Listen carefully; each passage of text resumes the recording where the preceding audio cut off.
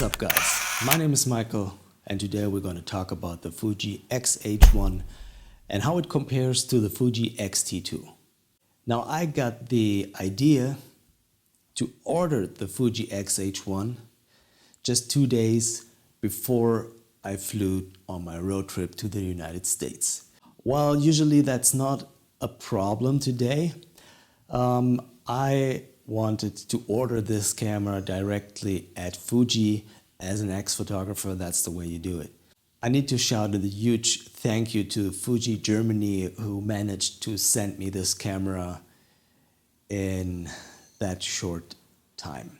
It was awesome. I didn't expect it to work, but it worked and I was happy to take it with me.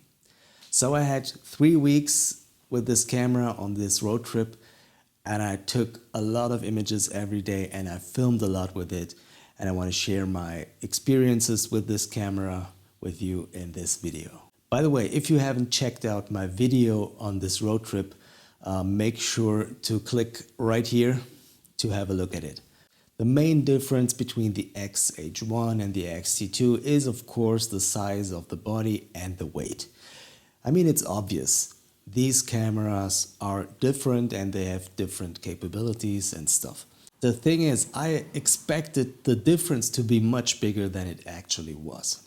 So in no time you really get used to the slightly bigger body size of the X-H1, and for me it's not much of a big deal. The bigger grip is actually even easier to hold in your hand. And it's not that I had problems with the grip on the X-T2, but I really love the grip of the X-H1. So to me that's not much of a deal. The same is true for the weight difference. Now I know the X-H1 is about 100, 120, 30 grams more heavy than the X-T2, but actually you forget about that pretty quickly because the grip is much more grippy. Now one thing you will experience very quickly is that the shutter is a lot different. The shutter button is different and the shutter sound is different. So I knew that before I got the camera, and I tried to push the shutter just really slightly to focus an image, and just like that I took an image. So this shutter is really sensitive, and once you touch it you take a picture. Now what you need to know is you can send your X-H1 to Fuji to have your shutter button adjusted, but I don't mind. I like it the way it is, although I need to say it takes a little bit to get used to it. Another difference between the shutter button of the X-H1 and the X-T2 is that there is no screw mount anymore. So if you used to shoot with manual shutter release buttons and things, they don't work anymore. So you will need the USB connected external electronic shutter. I will need to say that I didn't use it that often, but it was just very nice to have that manual shutter release. But yeah, it's gone right now, so I don't really care about that, but maybe it's a thing for you to consider. What I did though is I made my shutter button orange, and that's something that I did with all my older cameras. People will talk to you about the shutter button, and it's just nice to see who will notice that. And I'm always joking around with people that I marked it orange so that I know which button I need to press, because this camera has so many buttons and I don't know which one is the most important. Which of course is just fun, but yeah, I like this orange button. Let me know in the comments what you think about this orange button. A very big difference, as I already said, is the shutter sound. Now the X-H1 has a really quiet mechanical shutter, and I love that shutter sound. The thing is, if you come from the X-T2 and move to the X-H1, you don't notice the difference in the shutter sound that much, at least for me. But once I picked up my X-T2 after 3 weeks, I noticed how loud the X-T2 shutter actually is, and I was quite confused that it was such a loud camera. Of course, it's always, if you have that comparison, then you might notice that, and if you only shoot on the X-T2, it's fine anyway. But if you shoot in a pretty quiet situation, then you really enjoy the quietness of the X-H1 mechanical shutter, like in a church or other kind of events where it's pretty quiet. Then yeah, you can stay much more in the background without needing to switch to the electronic shutter, which can introduce all kinds of problems, but this is not the topic for this video. Now, before switching to the X-H1, I was pretty concerned about the missing exposure dial on the top of the camera that I was so used to work with. And I really love the exposure compensation dial on the top of the X-T2. And exposure compensation is something that you need all of the time. I'm adjusting the exposure compensation between every shot almost, and it's something that I really need a good access to. And I was really concerned that the overall handling of the camera would be negatively influenced by the change of the button layout on the X-H1. In a standard configuration, you will need to press and hold the exposure compensation button and adjust the exposure compensation with the rear dial. Now you can change that so the exposure compensation stays on that button, on that dial all of the time. So you don't need to press that button to activate it. And that's what I did, and actually that works even better than the exposure compensation dial on the X-T2. Now, I didn't think that would be possible, but in order to twist the exposure compensation dial on the X-T2, you need 2 fingers. And you have only 3 fingers remaining to hold the camera. And with the small grip of the X-T2, it's not an ideal situation. Now, with the X-H1, you will keep all your fingers on the camera, and you move this dial here, and the camera stays better in your hand, and you don't have to switch your index finger up and down all the time. So I was pretty concerned about this change in the function, and I was concerned that I would miss the dial, but I'm pretty happy with that, and I experienced that when I took photographs of an event last week where I took both cameras with me, and I realized that the situation on the X-T2 was pretty good. I was really happy with that. But right now, I'm so used already to the function of the X-H1 with the exposure compensation on the rear dial that I actually prefer the way this works. So if you're worried about that, you shouldn't be. Now let's talk about battery performance. Fuji has not been known for the greatest battery performance, and this has not been improved on the X-H1. I mean, it's not possible, you know. This camera has more functionality, it has the in-body image stabilization, and it has the same battery, so you will get worse battery performance, but it's not that noticeable. So it's pretty fine, it's just about the same as on the X-T2. I can live with that, I have plenty batteries, but a lot of people complain about battery life on the X system. Just to let you know, it's about the same. So if you haven't already, get some spare batteries. I'll link some in the description below. Now let's talk about autofocus performance. Now I haven't measured the autofocus speed to really prove that something has changed.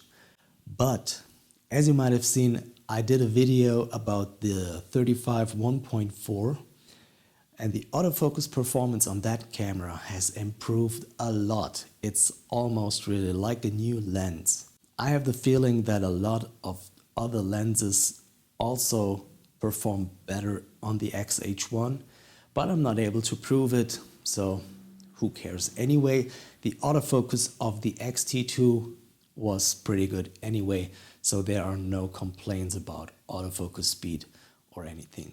What I can say though is that the autofocus in video, and especially the face recognition, has improved a lot.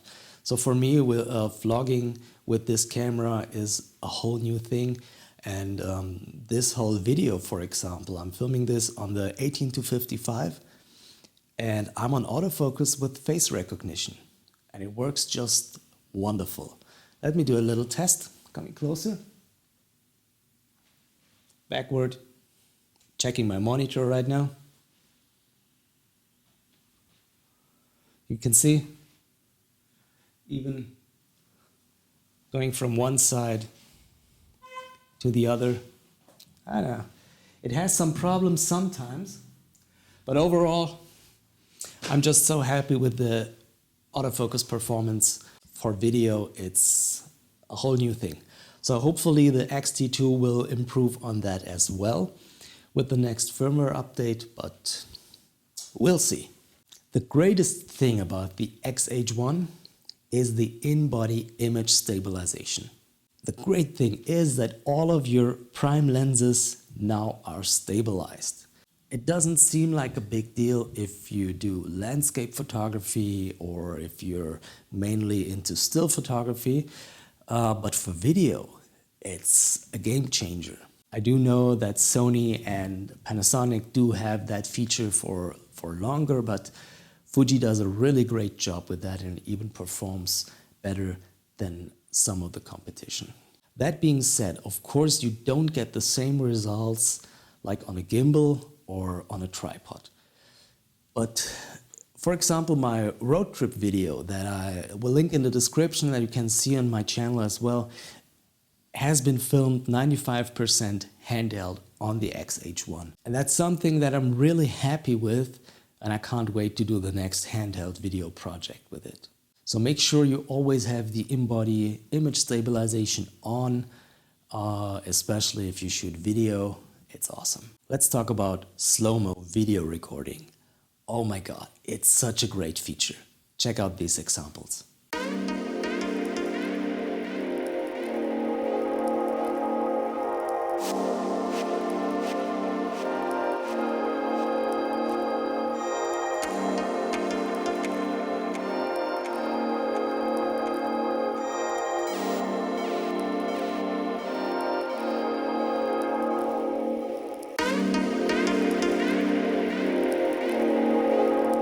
You could shoot up to 120 frames per second in full HD. With autofocus and image stabilization, this is such a great combination, and you get amazing footage that way. But remember, the footage you record in Slowmo doesn't have any audio. So take your external audio recorder if you need sound for these situations. But anyway, it doesn't make a lot of sense to include audio in a slow motion clip. Anyway. Now I do also love the new ETERNA film simulation. Let's switch to that so you can see what it looks like. As you can see for now, it looks a little flat, but it's totally usable and it gives you a lot of freedom to do your own thing when it comes to colors. So for me, shooting an vlog internally isn't such a big deal because you need to do a lot to make this footage look good, and the ETERNA footage looks good straight out of camera, but it also can be tweaked. Let's go back. Back on classic chrome, I think, yeah, looks nicer straight out of camera. But anyway, it depends on the situation and whatever you want to shoot. While we're talking about shooting, I had this camera with me at the Great Canyon. And we shot the sunset at the Grand Canyon. And we had such a big dynamic range in that scene that I was really concerned about, does the camera manage to get everything in a good exposure? And I was surprised by how good the Fuji X-H1 really was able to capture this huge dynamic range. Let me show you an image, then you see what I'm talking about.